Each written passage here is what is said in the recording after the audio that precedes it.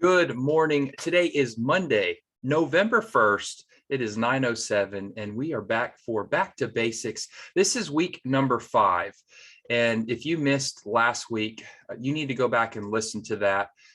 Brian Cohen just shared some incredible information about the back ends of your business and what does that look like? And that's really where most businesses, most self-employed entrepreneurs fail. They don't have the structure set up. They don't have the tax liability set up, whether it's an LLC, an S Corp, or a C Corp. So go back and listen to that.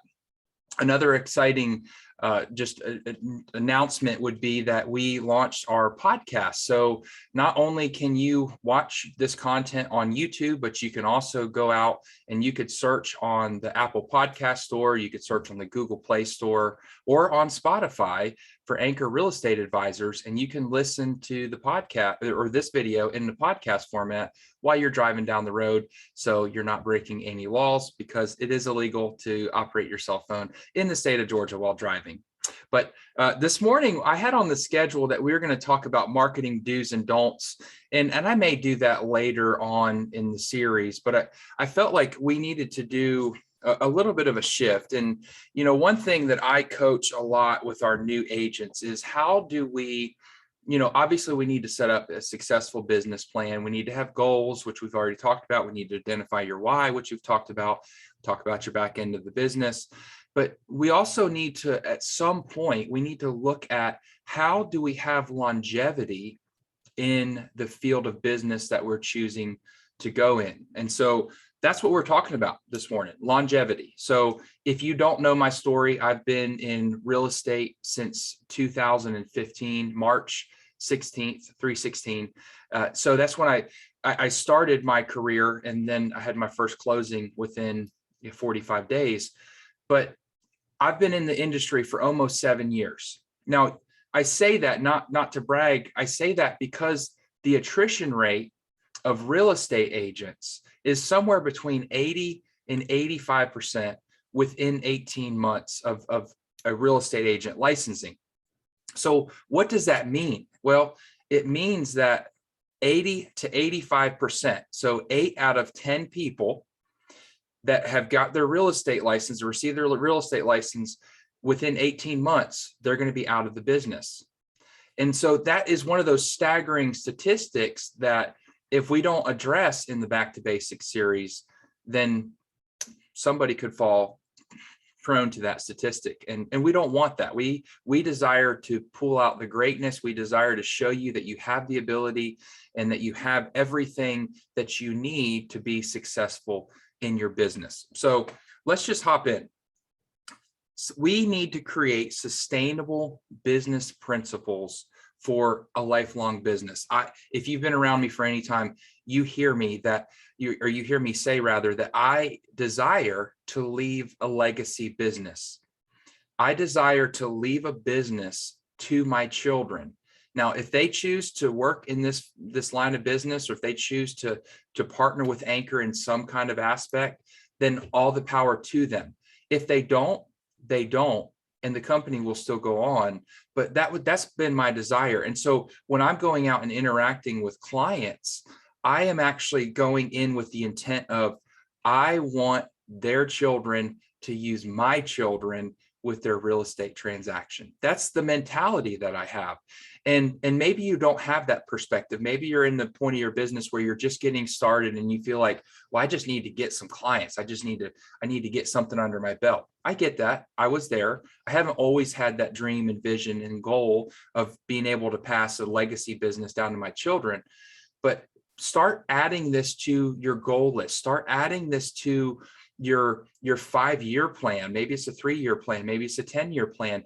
But if you desire that, and a lot of us have children in here and that are watching, you have children. This would be a perfect opportunity to have a business that you could work with your children.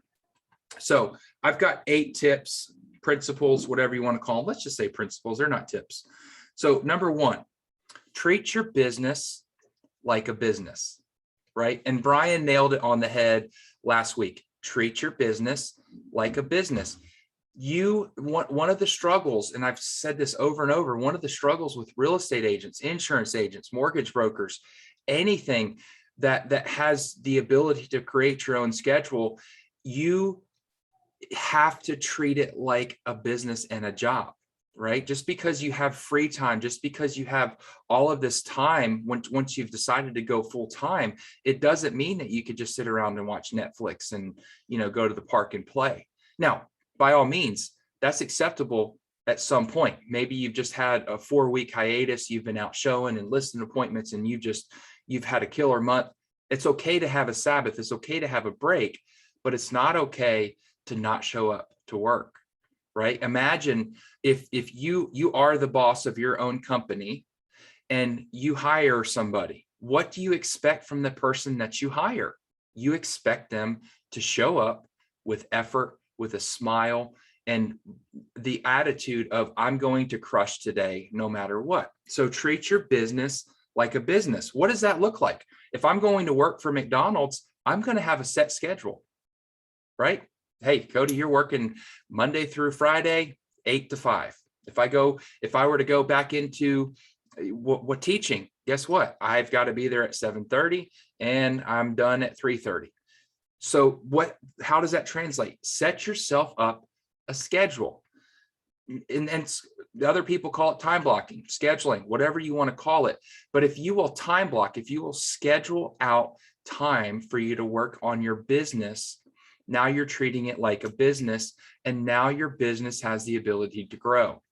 If you're not making the phone calls, if you're not interacting with people, if you're not sending the emails, if you're not looking at the MLS, how are you going to make money? It's just not going to come to you. The clients aren't just going to come to you. Maybe one day when you've developed a referral business, but even I have to go out and prospect. I have to go out and look for business. So treat your business like a business, create a schedule and stick to it. Agents, and we'll just say people, let's remove agents. People plan to fail when they fail to plan. So if you don't have an active plan, if you don't have an active schedule, reach out to myself, reach out to Brian. We would both be happy to set up what it looks like for a time block schedule for your business, so you ensure that you have time to work in your business. And going back to what Brian said Monday, follow a budget and make sure that you're looking for an ROI or a return on investment. One of the things that you have the ability to do as an LLC or as a sole proprietorship, you have the ability to spend money and justify write-offs if it matches with a category for your business. So that was one thing that I had to learn how to do. I could go out and buy a $4,000 Apple MacBook Pro, but did I need to do that in that moment, right? I need to be able to have a budget and look for the return on investment. That goes along with your advertising budget, right? So maybe some of you are purchasing leads. Are you getting a return on your investment? And look for a return on investment of your time as well. So time is the only thing that you can't get back. Make sure that you're investing your time where there is going to be a return on your time invested. That's a huge one. We could break that down in another video. Number 2, superior service. Remember, this is all about creating a sustainable, lifelong business and a legacy business. So put yourself in the client's shoes. This is a tough one, and this has really been hitting me hard in the heart. I'm at the point in my business where, I'm so grateful that clients are reaching out and that they want me over all the other real estate agents in the state of Georgia. But I'm to the point where there's so much that I'm juggling that I have to be able to make sure that I go back to number 1, and is this a solid ROI for my business? And is this a solid ROI for my time? And so that's where I'm balancing. But put yourself in your client's shoes. So what does that look like? Well, if I'm buying a house and I knew nothing about real estate, but I had a question at 9:30 at night, and I knew that if I don't get that question answered, I'm not going to be able to sleep as peacefully as normal. And so, I may reach out to my agent. I may reach out to my insurance guy. I may reach out to whoever to get my question answered so I can have that peace restored in my heart. Sometimes, and I'm being vulnerable and honest, sometimes I'm like, no, I'm not going to answer it. I'm not. I'll text them at 5:45 in the morning when I wake up. But then that still small voice comes in and says, well, if you were on the other side of this transaction, what would you want? What would you need? And so that's the balance, right? And I don't always answer my phone after 9 o'clock at night or 9:30. But if it's a certain situation where I can sense that there's an urgency or there's not peace in the situation, I'm going to answer my phone because I want to provide superior service. I want the client to say, listen, Cody was there for me no matter what. He answered my questions. He showed up. He communicated with me. There was no questions about what happened with the transaction. And there's no way that I'm going to refer anybody else besides Cody. So create superior service. And here's the question that you can do a deep dive on. Would you be happy with the service that you're receiving from yourself? So would you be happy? Just do an internal dialogue. Would I be happy if I were receiving the services that I was giving? Number 3, you've got to invest in your business. You've got to. You have to invest in your business. And the old adage that says you got to spend money to make money, it's really not wrong, guys. It's not. Now, there again, going back to number 1, treat your business like a business and have a budget. You do have to invest in your business. Business write-offs are good for you.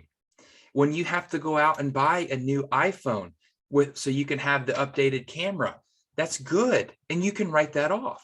When you need an iPad to go out and work so you can have something remote in the field, that's good. You can write that off, right? You can write your mileage off. You can write car expenses off.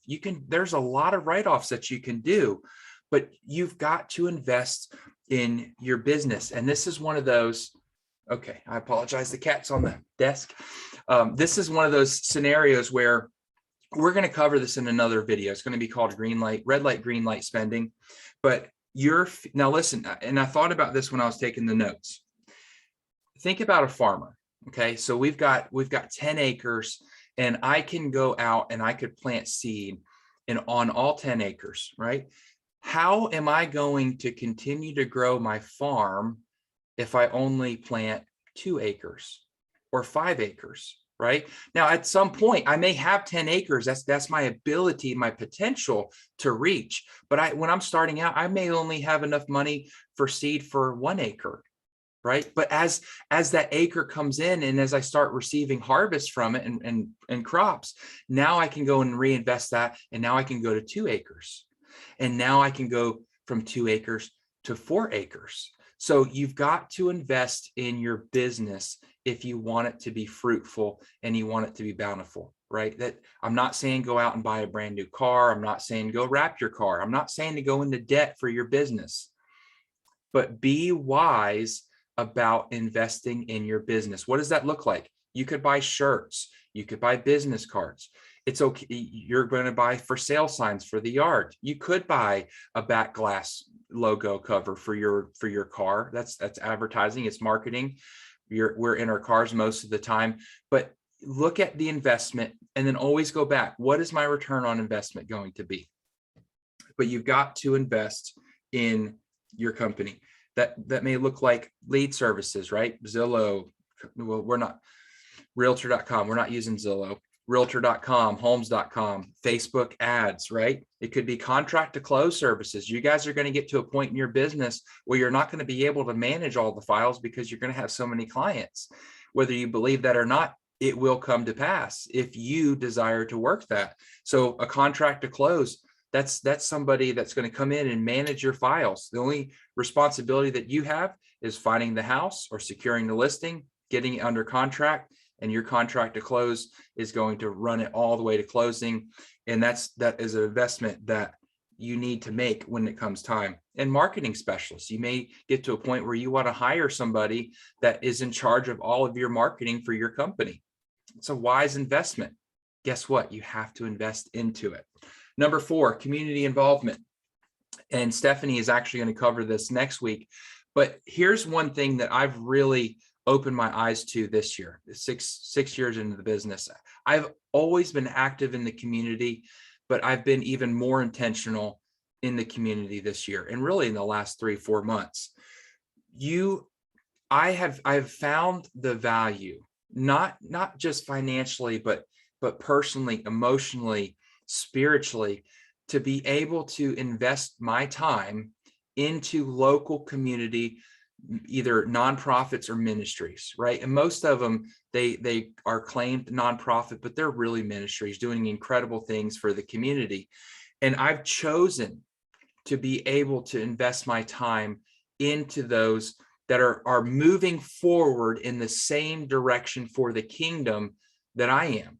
And so one of the things that I would suggest to you for creating a legacy or a lifelong business is finding a place in your community that really speaks to you, and that you're willing to lock arms with and say, you know what, I don't have the time, the energy to be able to do what you're doing, but you know what, I may have the resources, I may have the money that you need to be able to continue, I may have the connections and the contacts that you need that you may be lacking.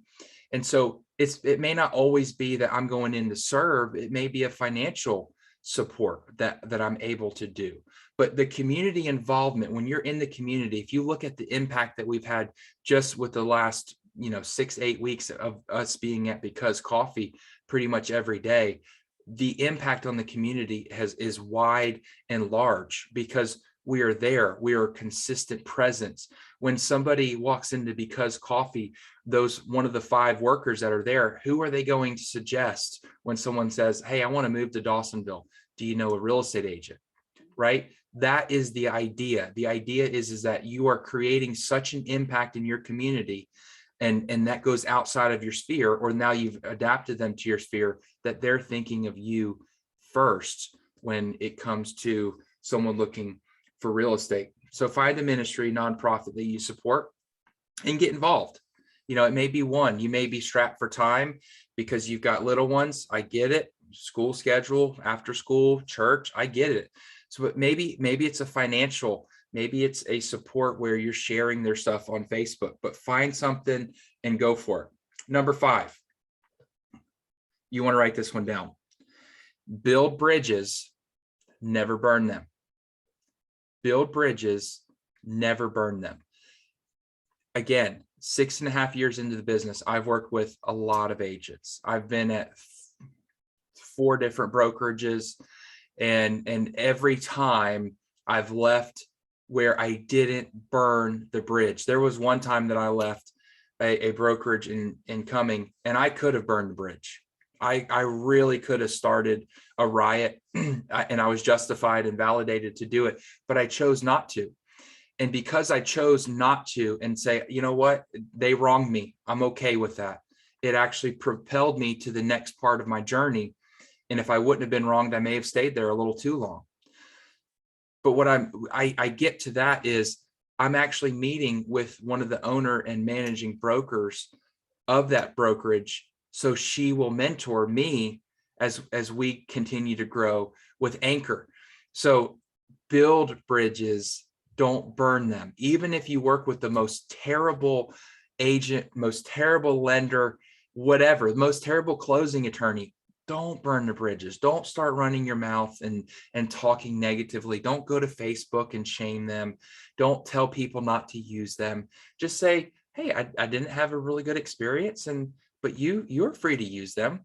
But don't burn the bridge, because you never know when you're going to need to cross that again, right? And that's one of the best things, and maybe it should have been number 1, but that it happens in the real, especially in the real estate field, where if there's an altercation or there's an issue with a lender, something out of both of our control, but if the listing agent or the selling agent gets riled up and all of a sudden starts saying things and texting things that they don't mean, now you've got yourself in a pickle and you don't want to work with that person anymore. Now it affects your whole business. So build bridges, never burn them. Ask for reviews is number 6. Ask for reviews. Reviews will sustain your business.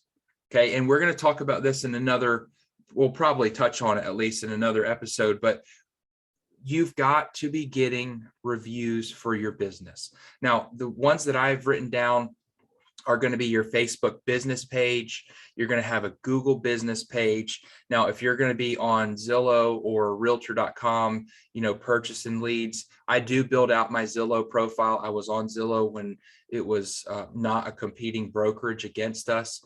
And I've built out a lot of reviews on there, and I've received business from my Zillow reviews because agents go on there looking for a referral agent. And now they come across my profile. They see the transactions that I've had in the past. They see that I've got 5-star review. They're going to refer anybody moving to Dahlonega. Well, I say that they're going to refer. I'll be high on the referral list for someone moving to Dahlonega or Dawsonville. So ask for reviews.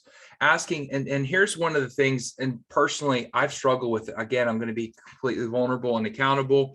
I have not done a phenomenal job on receiving reviews. I used to be so diligent and so adamant about it, and I had a really high success rate. And I just get to the point where I just don't do it. And so I am back on the review train, and I'm actually considering doing a review competition with the brokerage, and whoever can get the most reviews in a certain amount of time, then there'll be a little prize, because the reviews are going to help your business. The reviews are going to help my business. The reviews are going to help Anchor. So we need to be asking for reviews, but it can be uncomfortable and it can be frustrating, especially if you have to ask multiple times. So make it easy and send them the links. So in my notes, I actually have my Zillow, I have my Google, and then I have my Facebook all broken down.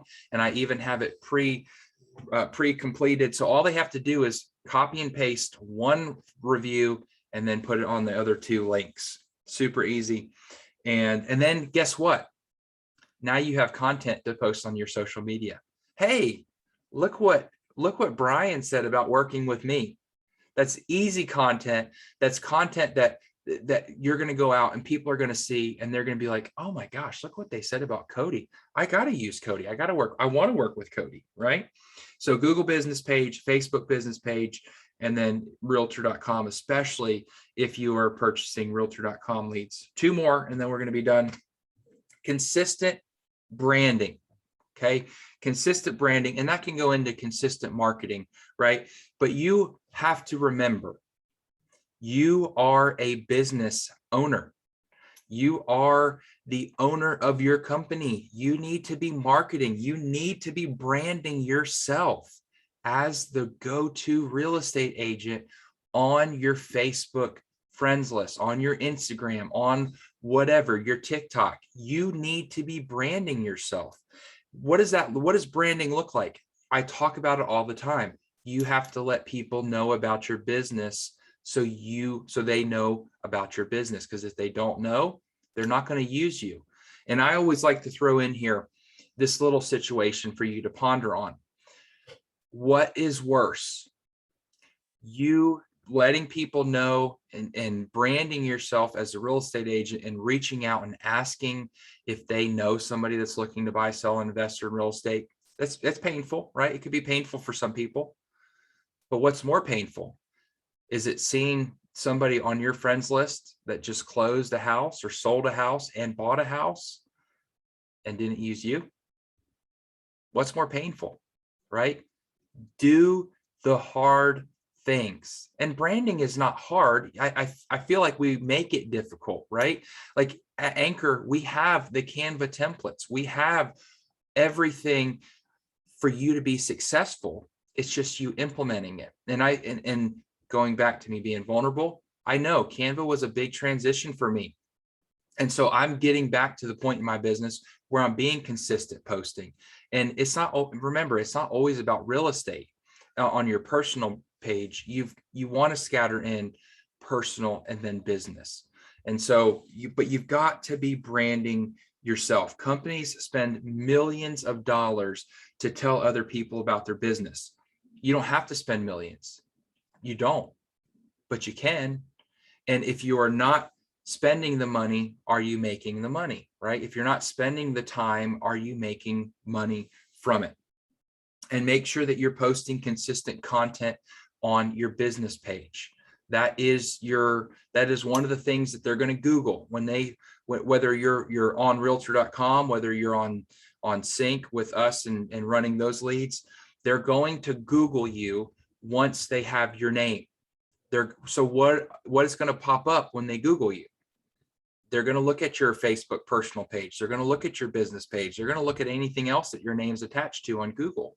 So make sure that you have content on there, including reviews, including blogs, including that you're out showing, including past sales, all of the different things that we've already talked about and already teach you. Okay, last one, number 8, invest time becoming a market expert. Okay, this is the key to having a longevity in the business. And a market expert, I'm not talking about I'm the market expert in Dahlonega. I'm talking about in the real estate industry in general. I want to know how the loan process works. I want to know the credit scores.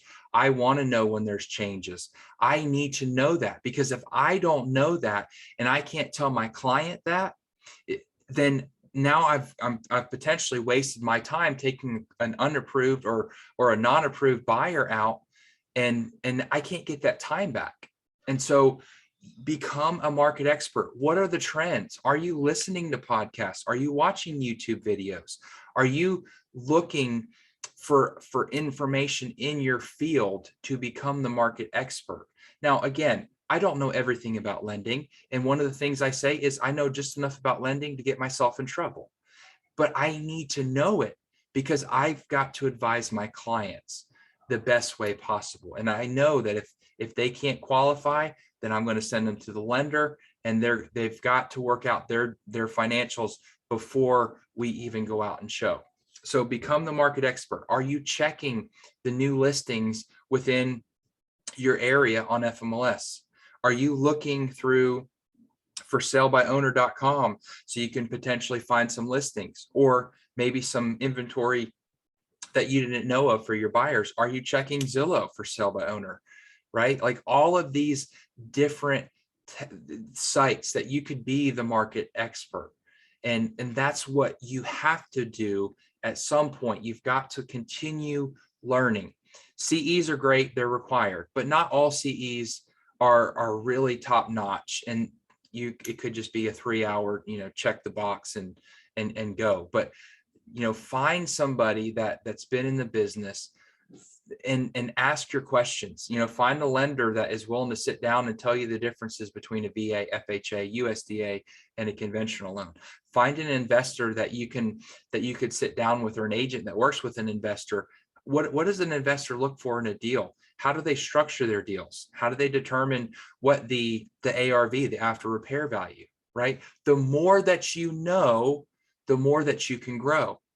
And if you're not consistently learning, if you're not trying to be the expert in your field, someone else is doing it and someone else is going to get your business. And so you have to decide what's going to be more painful, actually spending the time to learn the content, or going out and not being invested in your time into your business and not being that market expert. So that's what I have for you today. Thanks so much for being here. Stay tuned for next week. We'll be live around 9:05, and we're going to hear from Stephanie to teach us how do we get involved in the community and what does that look like for our real estate business. So thanks for being here, and we'll see you soon.